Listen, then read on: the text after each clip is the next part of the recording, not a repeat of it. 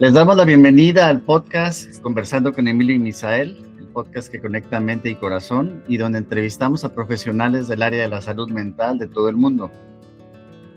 Lanzamos este proyecto con la misión de democratizar el conocimiento especializado y facilitar el acceso a la salud mental a la comunidad hispanohablante de todo el mundo. Nuestra intención es que en cada capítulo es ayudarte a obtener información que te permita tomar mejores decisiones para la prevención y el cuidado de tu salud. Únete a esta importante conversación. Tu camino a una vida más plena y consciente comienza aquí. Qué gusto estar con ustedes el día de hoy. Mi nombre es Emilio Anguiano, soy psicoterapeuta de pareja y de grupo y me da mucho gusto estar aquí con ustedes. Mi nombre es Misael Medina, soy psicoterapeuta, sí, antropólogo, músico. Me conecto desde España y bueno, estoy muy contento de poder compartir este espacio con ustedes. Qué bien, Misael. Y bueno, quiero preguntarte antes de empezar, ¿cuáles son las principales emociones que tienes el día de hoy?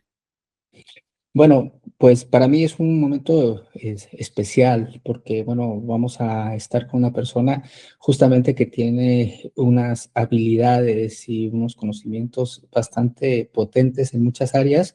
Y bueno, estoy emocionado, además de que hemos compartido algún espacio terapéutico que he tenido la posibilidad de recibir de él y entonces estoy contento de poder compartir el espacio. ¿Y tú cómo estás hoy, Emilio? ¿Cómo te sientes? Yo me siento muy entusiasmado, me siento también con algo de adrenalina, con algo de ansiedad. Cada vez que hacemos nuestros episodios, sí hay algo de ansiedad por todo el entusiasmo que tengo de comunicar lo que pienso, lo que siento y sobre todo pues por brindar un espacio para que un colega pueda compartir su trayectoria, su experiencia. Entonces, el día de hoy el tema que tenemos es la discapacidad. ¿Es un camino o un destino? Y bueno, me gustaría saber de primera instancia, ¿qué opinas de este tema, Misael? Bueno, la verdad es que justamente el contacto con nuestro invitado me ha colocado en repensar muchas cosas que damos por hechas. Él ha sido muy intuitivo y muy amable con nosotros para irnos guiando, indicándonos muchas cosas que a veces no tomamos en cuenta, no tenemos esa sensibilidad y creo que el trabajo que él hace justamente relacionado con este tema a todos los terapeutas y los terapeutas nos permite generar herramientas para entender que hay muchas realidades y que esas realidades tienen muchos matices y se perciben de diferentes formas y maneras, ¿no? Entonces, bueno, pues estoy contento de poder compartir este espacio y poder entender cosas que a veces pasan muy desapercibidas para el común denominador de las personas. Así es. Nuestro invitado es Adrián García Rangel y quiero comentar un poquito de su reseña. Adrián es psicólogo social, egresado de la UAM Xochimilco en 1991. Él es terapeuta corporal y clínico y pues tiene varias áreas de especialidad, principalmente trabajo con trauma, adicciones, codependencia, desde la perspectiva Gestalt. También es tanatólogo y otra de sus áreas de expertise es constelaciones familiares, formación Hakomi y Enneagrama, entre otras, por ejemplo, biodinámica, arraigo sexual y movimiento auténtico. Y bueno, es una persona que tiene más de 20 años de experiencia en consulta privada para adultos de manera individual, parejas, grupos, y ya ha tenido experiencias de voluntariado con diversas instituciones, como organización de la sociedad civil. Y bueno, es una persona con sordoceguera. Desde 2021 colabora con la campaña de Graffiti México Querétaro. Y pues entre sus gustos está el buen café, un buen tinto, el contacto con la naturaleza, una charla profunda, sintiendo la vida conscientemente. Te damos la bienvenida, Adrián. ¿Hay algo que hayamos omitido? No, para nada. Muy, muy completa la reseña. Muchas gracias, Emilio. Gracias, Misael.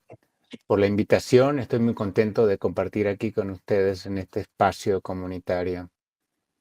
Muy bien, pues comentarles, bueno, cómo conocimos a Adrián. De entrada, bueno, es una experiencia personal haber podido tomar terapia con él en mi proceso personal y fue un gran encuentro y donde pude contactar con muchas cosas que no había contactado en otros momentos por el estilo y la forma que tiene de trabajar, pero además, bueno, él participa dentro de un espacio que hemos intentado construir con varios terapeutas de los cafecitos, ya donde nos reunimos distintos terapeutas de diferentes partes del mundo, compartimos nuestras experiencias, cómo nos hace sentir esta labor tan solitaria de la psicoterapia. Y bueno, ahí hemos conocido y hemos tenido la posibilidad de contactar con Adrián en estos espacios y fue que decidimos poderlo trascender a otros espacios para conocer más de sus experiencias. Así es. Y pues bueno, entremos en tema. Lo primero que queremos saber de ti, Adrián, es qué fue lo que te inspiró para entrar en este camino y si existieron algunas personas, algunos mentores o mentoras que te ayudaron a tomar esta decisión. ¿Cómo empezó todo? Híjole, bueno, es una historia larga, pero la voy a tratar de hacer lo más breve posible. Yo empecé queriendo estudiar biología marina y estoy hablándote de la preparatoria. Nada más que mi papá me decía que ser biólogo iba a implicar pues una carrera fuera de la casa, eso es en Baja California, y que mis posibilidades económicas probablemente no me la podían permitir. Y además el asunto de la sordoceguera, que en ese entonces ya estaba como manifestándose, pues ¿qué iba a hacer? Pues, o sea, un biólogo marino en el agua sin ver, pues no iba a poder desempeñarse. Entonces me quedé como muy tocado por esa situación y fue cuando empecé a pensar si era un destino o era un camino. Entonces me ocurrió ir a dejar un año de estudiar cuando terminé la preparatoria y decidí recorrer toda la República, nada más pidiendo aventón en tráiler, y terminé en Estados Unidos, allá en una comunidad hispana, donde pues me tocó tener contacto con muchas personas que estaban involucradas en las drogas, personas que estaban involucradas en diferentes adicciones. Y pues ya saben, esta parte de la inmigración, cómo nos ha impactado también como sociedad, ¿no? Entonces me daba yo a la tarea como de, y no lo decía la tarea, sino me gustaba escuchar a las personas. Se acercaban, se sentaban conmigo, me empezaban a platicar su historia, su vida, todo. Y algunas veces sí me tocó involucrarme en el alcohol y en las drogas, pero no era algo que a mí me ocupara. Como que siempre me llamó más la atención, como saber sus historias. A veces estamos con una idea de casarnos con una historia y eso pues reduce mucho la percepción, ¿no? Porque damos por sentado, caemos en una especie de estereotipo, estereotipamos, y eso hace que no nos demos la oportunidad de conocer más a fondo. Y una historia no es suficiente, es como cuando decimos, voy a dar un ejemplo, de que los mexicanos andan a caballo. ¿Qué? Perdón. No puedes generalizar y decir que porque viste una foto de unas calles medio suburbanas con un caballo, puedas ya contextualizar y decir, es que todos los mexicanos, todas las mexicanas son así. Y eso pasa porque nos construimos nada más una historia acerca de esa persona. Entonces, a mí me llamaba mucho la atención escuchar sus historias y ver qué pasaba con ellos desde toda su infancia. Entonces, eso implicaba escuchar cómo se movían desde niños, cuál era el contexto, las circunstancias de niños, y eso hacía que pasara muchas horas. Y algunos chavos, chavas me comentaron, oye, ¿por qué no te dedicas a estudiar psicología? Y esa fue la razón por la que decidí estudiar psicología. Eso es sumamente interesante. Entonces, por lo que dices, fue algo que tienes un talento nato por la escucha y no solamente es un talento, sino que además es algo que disfrutas y entonces fue precisamente la gente la que te empezó a posicionar en este camino de la psicología, de la psicoterapia. Me parece muy, muy interesante. ¿Y cómo fue para ti la formación? ¿Estudiaste en Baja California o dónde fue donde estudiaste? No, en la UAM Xochimilco, en México. Migraste a la Eh, Ciudad de México. no, yo soy de México. Ok. Vivo en la Ciudad de México en ese entonces, cuando les compartí de que quería ser biólogo, era porque vivía en la Ciudad de México y implicaba hacer un cambio de residencia a Baja California, pero vivía en México y estudié en la UAM Xochimilco justamente después de ese viaje que les conté. Ok. Adrián, cuando nos vas contando acerca de la forma en que pudiste contactar, sí, y entender las distintas realidades a partir de no solo una historia, sino las historias, ¿recuerdas alguna historia que te haya impactado justamente, que te haya permitido ver a profundidad en la dimensión humana? Sí, principalmente me tocó ver varias historias, no nada más una. Ujú, Primero de la dificultad que tenemos como país, que atraviesa mucha desigualdad y que una de las razones principales que sucede por esa desigualdad es justamente la migración. Entonces, las personas en situación de migración y con un deseo de ese sueño hollywoodense, pues mucha gente se ha migrado a Estados Unidos.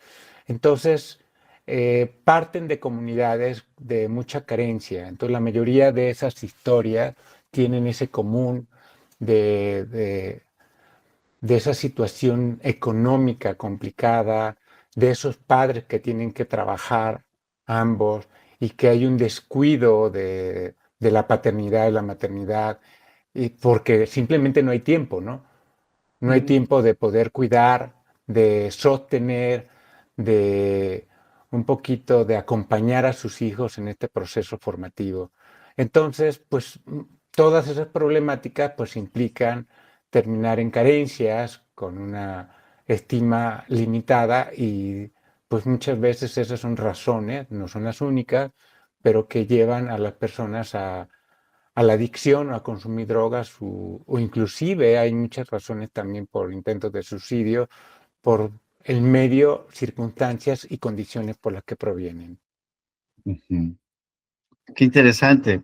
Entonces, eres egresado de la carrera en la UAM Xochimilco y algo que me da mucha curiosidad es saber cómo ha evolucionado tu manera de comprender todas estas experiencias humanas, algunas de ellas de sufrimiento. ¿Cómo ha evolucionado la forma en la que eh, percibes el trauma y la sanación a lo largo de estos 20 años? Parece ser que eres una persona muy entusiasta y ya has tenido varios procesos de formación. ¿Qué nos puedes comentar al respecto? Bueno, en los procesos de formación inicié con el psicoanálisis. Es una forma muy mental de abordar la conducta humana.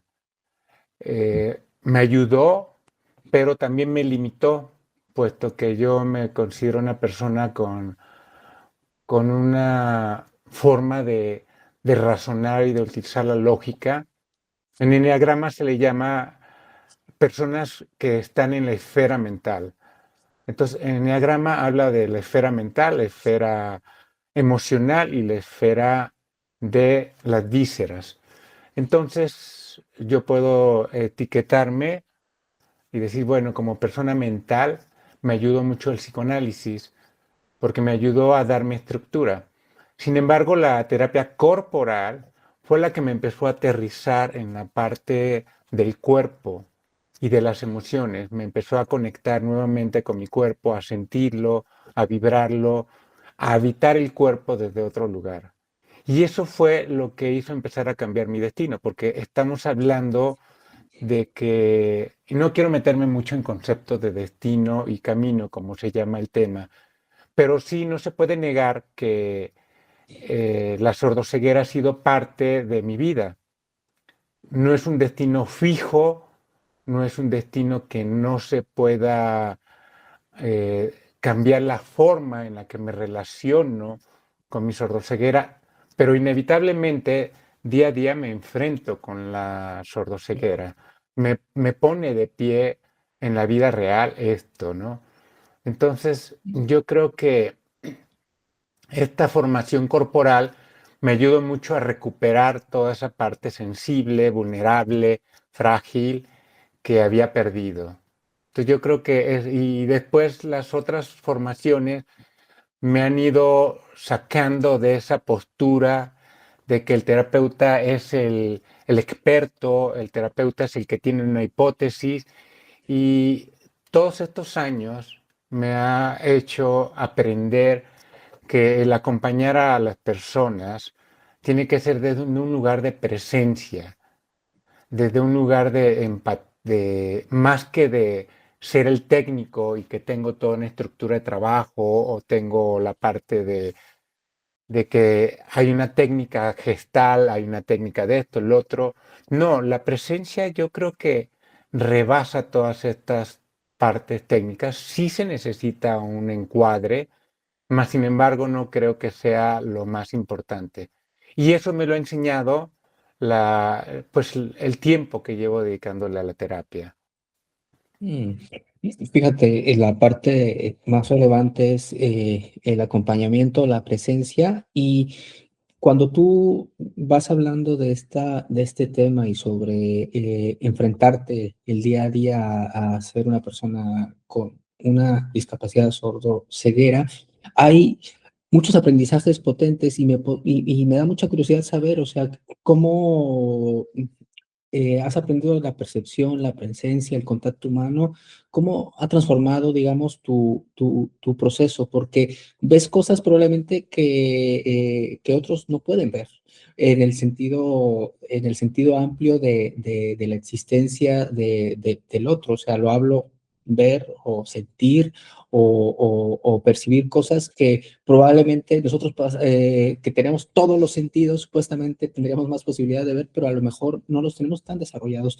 ¿Cómo integras este trabajo, esta capacidad o esta percepción que seguramente has desarrollado por ciertas limitantes?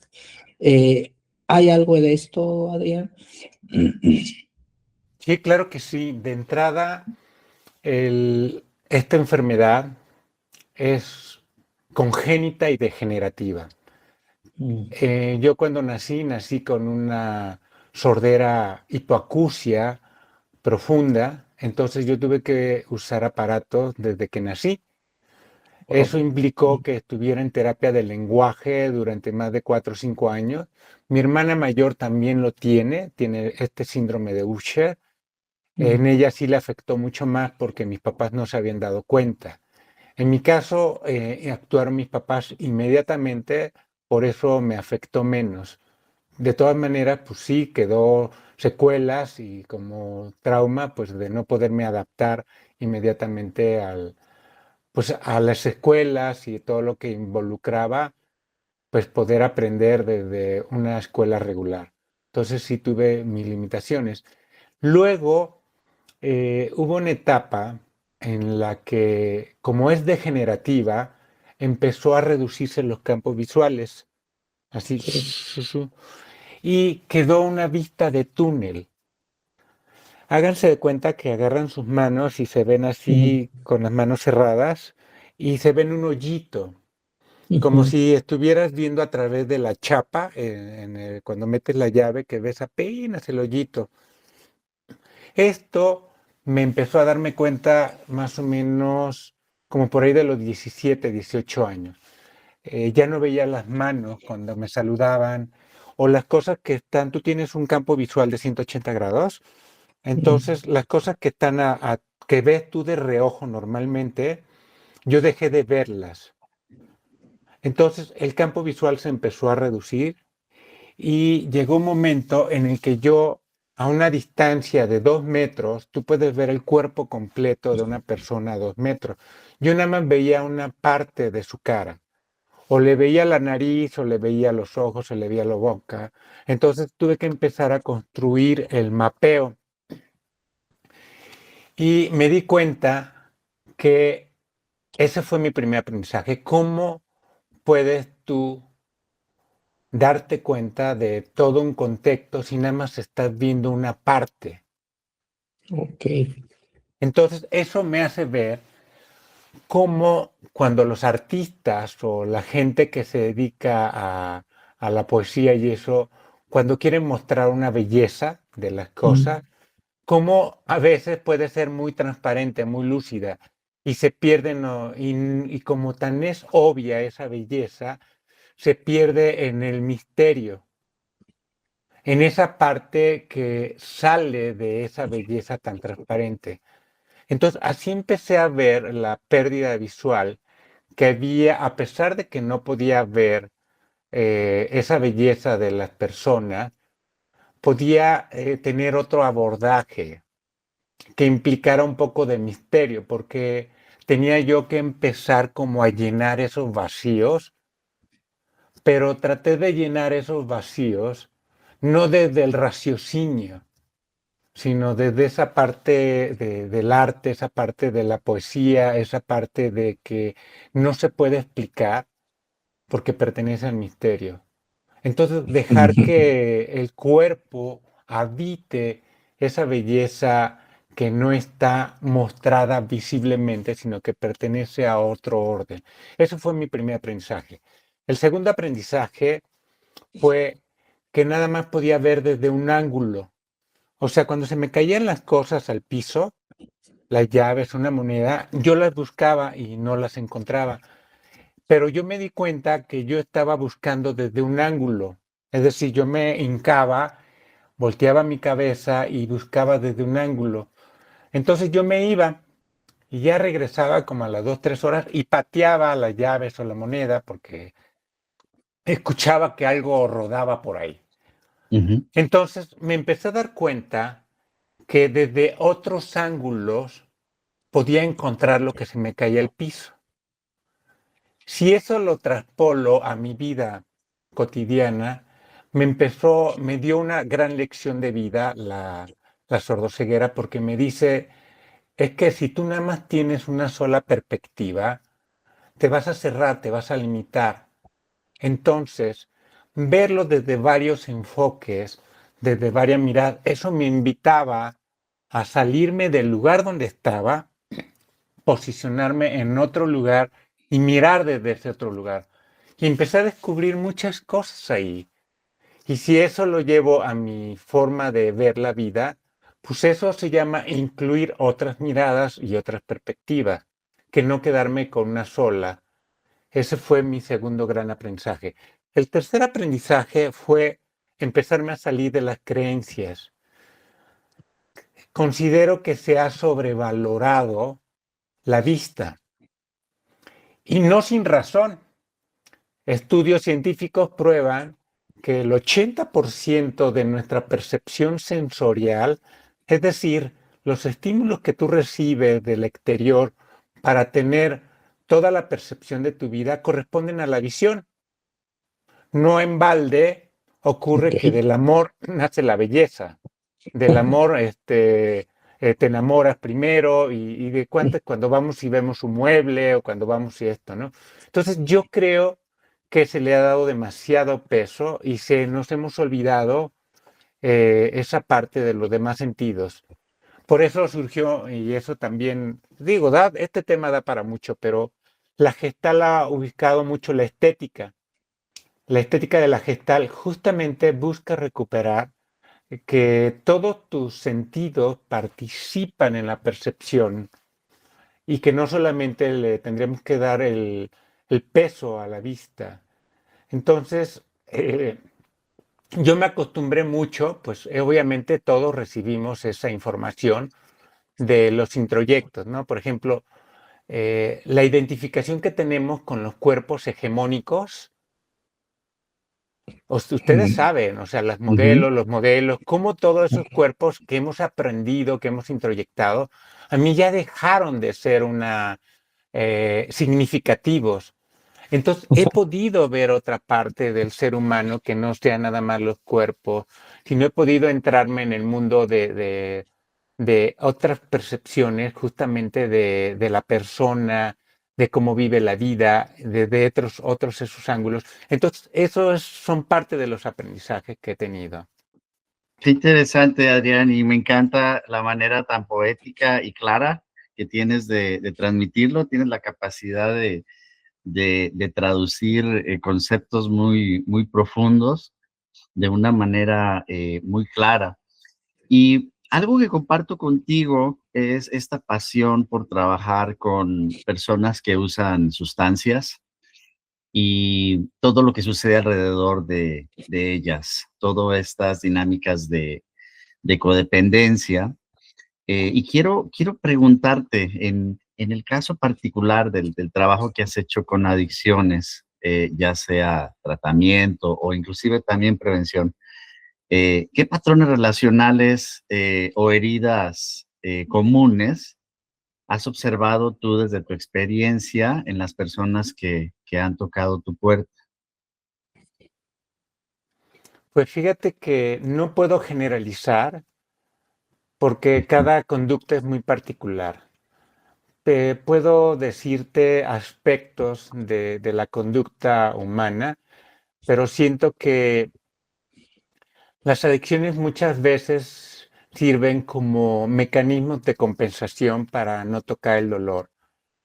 Y me atrevería a decir que esa dificultad que tenemos por abrazar y por sonreírle al dolor, eso es lo que nos ha llevado muchas veces a usar las diferentes drogas y diferentes adicciones, porque recordemos que las adicciones no solamente son con estupefacientes, las adicciones, pues el simple hecho de tener compras compulsivas, el simple hecho de ser adicto a los libros, hay personas que se la pasan leyendo todo el día, 24/7, casi casi, ¿no? Eso es otra forma de adicción. De hecho, si nos vamos todavía más extremos, pues somos adictos al pensamiento. Todo el tiempo estamos generando pensamientos y a veces el sobrepensar muchas veces nos coloca en esa postura de no poner los pies en la tierra, en el aquí y ahora. Entonces, las formas de adicciones pueden ser todas esas formas compensatorias independientemente de que sean drogas. Y el no querer, el tener la dificultad o no tener las herramientas que nos permitan reconocer, validar, abrazar y darles el lugar a las emociones desagradables, porque además, ahorita que digo desagradable, no me gusta, trato de usar las menos etiquetas posibles, porque las emociones tienen una parte funcional y una parte disfuncional. El enojo, que a veces no queremos reconocerlo como una emoción que no tiene que caer en la dicotomía de bueno o malo, pues el enojo te sirve para poner límites. Bien canalizado, bien regulado, el enojo te lleva. Por eso tendría una parte funcional el enojo. Obviamente en la parte disfuncional es cuando estás generando violencia con el otro, ¿no? Y te desquitas con el otro o contigo mismo que te estás autodestruyendo. Entonces, empezar a darle un resignificado a las emociones y en vez de verlas como buenas o malas o positivas o negativas, tienen su función. Cuando trabajo en la terapia, se trata de conocer cómo su neurosis le ha ayudado a sobrevivir a la persona. Entonces, no se trata de darle una vuelta de campana y decir, ah, no, es que ahora ya no voy a ser neurótico. No, ¿cómo voy a aprender a vivir con mi neurosis y empezarla a usar a mi servicio en vez de que yo sea esclavo de la neurosis? Eso es lo que cambia realmente la perspectiva. Cuando tú aprendes a decir, bueno, me funcionó mis emociones, pero en qué momento me están limitando y desde qué lugar me están limitando hoy en día. Y eso implica tener un pensamiento crítico, implica cuestionarse, implica relacionarse con esas emociones para saber qué parte ya no me funciona y entonces sobre esas partes empezar a trabajar la disfuncionalidad, pero no quiere decir que no uses esas emociones que pudieron ser incómodas en su momento, sino que de eso puedo aprovechar. Una cosa que yo utilizo mucho a mi favor es la fantasía. Por ejemplo, la fantasía a mí durante muchos años me sacó totalmente de las emociones desagradables, de una baja autoestima, del bullying. Yo aprendí, pues a mí me imaginaba muchas cosas y yo prefería quedarme en el mundo de la imaginación y de la fantasía porque pues yo atravesé mucho bullying por la sordoceguera, mucha violencia. ¿Y qué pasaba? Pues fantaseaba.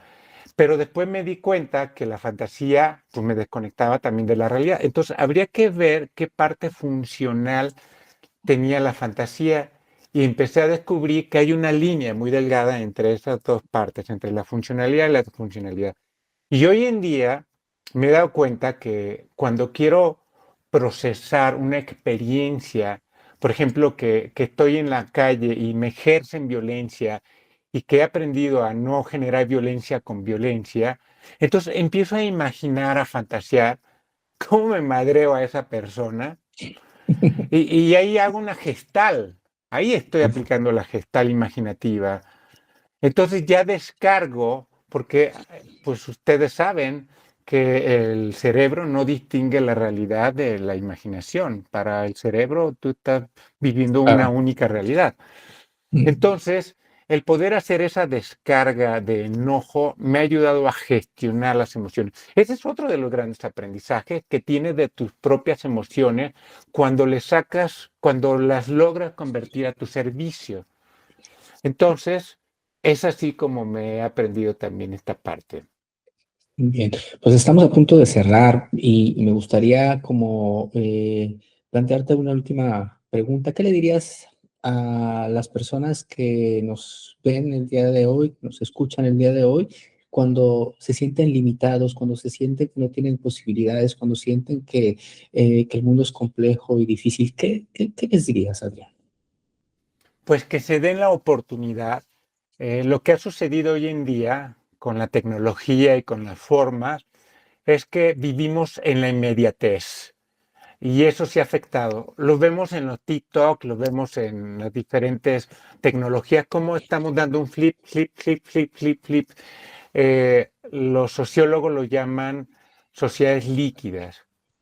Entonces, no perdamos esto. Démonos la oportunidad de seguir experimentando la vida con esa calma, desde ese lugar de poder observar, de ser inclusivos en nuestra observación, porque los flip, flip, flip, flip nos llevan a descartar, descartar, descartar. Entonces ya no nos damos el espacio, el tiempo para poder quedarnos en eso que estamos sintiendo, observando y pensando. Queremos ir a esa inmediatez más, más, más, más, más, más. Entonces, tengamos esa oportunidad también de generar pensamiento crítico. Es algo que ya se está perdiendo. Invito a la gente a cuestionarse y seguir generando ese pensamiento crítico. Qué sabias palabras. Gracias por estar aquí, Adrián. ¿Existe alguna pregunta que no te hayamos formulado, que tú quieras añadir o algo que quieras compartir con la audiencia? No, creo que no se tiene que echar tanto rollo, creo que puede ser pocas palabras pero potentes. Eso es lo más importante. Pocas palabras, pero potentes. Muy bien. Y si alguien de la audiencia quisiera contactarte, si quiere contratar tus servicios, ¿cómo te podrían encontrar? Bien, pueden usar el WhatsApp. El teléfono es 44 22 26 72 95. Repito, 44 22 26 72 95. y también invitarlos a un programa de radio que son los viernes a la 1 de la tarde. Transmitimos por Facebook Live y YouTube Live. Lo pueden encontrar como Encuentros y Desencuentros. Así se dice, Encuentros y Desencuentros. La página web es starlightradio.com. Cuando entren ahí en la pantalla de inicio de esa página, del lado derecho superior hasta arriba van a encontrar el icono de play, o sea, el triangulito. Ahí le dan y ahí van a escuchar la transmisión de radio escucha en vivo en ese momento en que decidan entrar a la página web. Si nos quieren ver, pueden hacerlo en Facebook Live o YouTube Live en el programa de Encuentros y Desencuentros. Ahí nos pueden localizar los días viernes a la 1 de la tarde. Ahí también estamos haciendo pláticas de este tipo como las que tenemos con ustedes. Muy bien, pues ya para acercarnos al final, Emilio, ¿con qué te quedas con el día de hoy, con esta conversación tan potente con Adrián?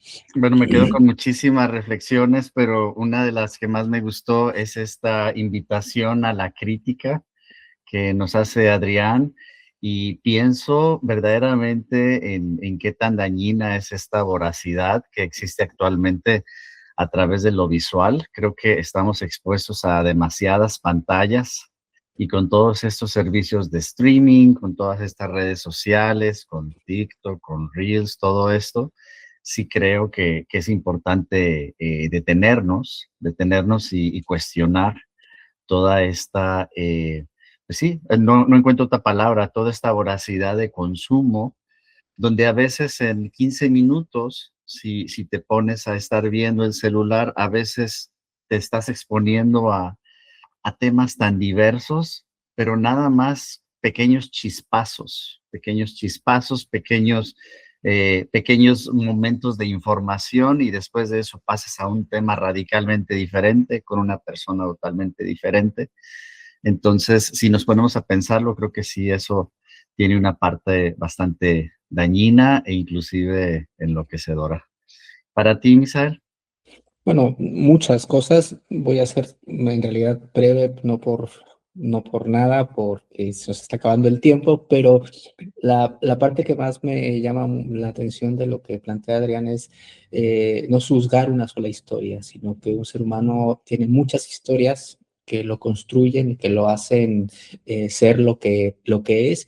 Y me parece muy revelador esa parte, y evidentemente la forma en que él ha gestionado la vida, entendiendo que hay perspectivas, que hay creatividad, ¿sí?